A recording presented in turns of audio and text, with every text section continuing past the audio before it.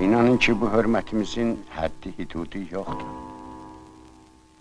Ancaq bizi bir məsələ maraqlandırır.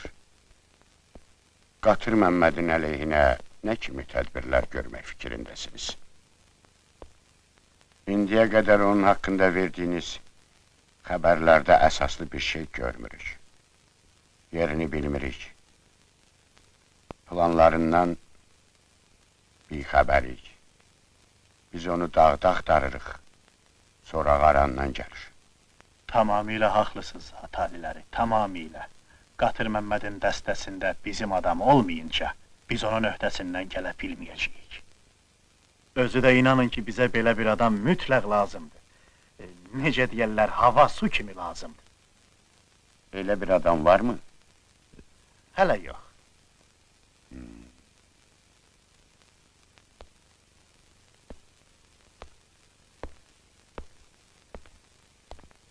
Lakin təsadüf gözlənilmədən gətirib bu yaxınlarda toruma bir zabit salıb.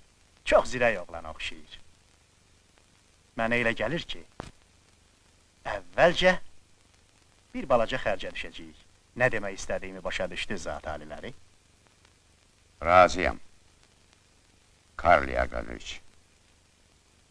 Bu işdə necə deyərlər, varlığa darlıq etmək olmaz. Zənnimcə Gəncə bəyləri də xəslik eləməzlər.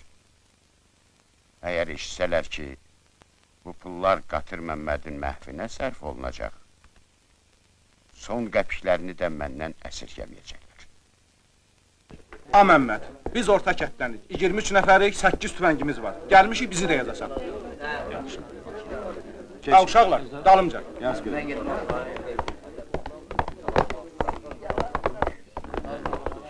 Bunları da yazın. Qızıl Hacılı'dan 8 adam gətirmişəm, 4 tüfəng. Çox sağ ol, Murat. Paşa, uşaqlara yol göstər. Gedək uşaqlar. Buyur ayəm. Salam mələk. Salam mələk. Salam mələküm. Oğul, Məmməd, ölmüşük, gərək bizi yerdən götürəsən. Dünən kənd xuda... Əhədi mi deyirsən? Hə, onu görməzralın qucağında yora getsin. Kəndə gəlib, bir camışla 2 kötanın üstündə anadan əmdiyimizi burnumuzdan tökdü. Nə ki vermişdin bala, hamısını əlimizdən alıb apardı. Onu görüm sağ-salamat yurduna çatmasın, ocağı sönsün, qapısı çıxsın. Ona dedik ki, ay kənd xuda, onları bizə Məmməd özü verib. Dedi, siz öləsiniz.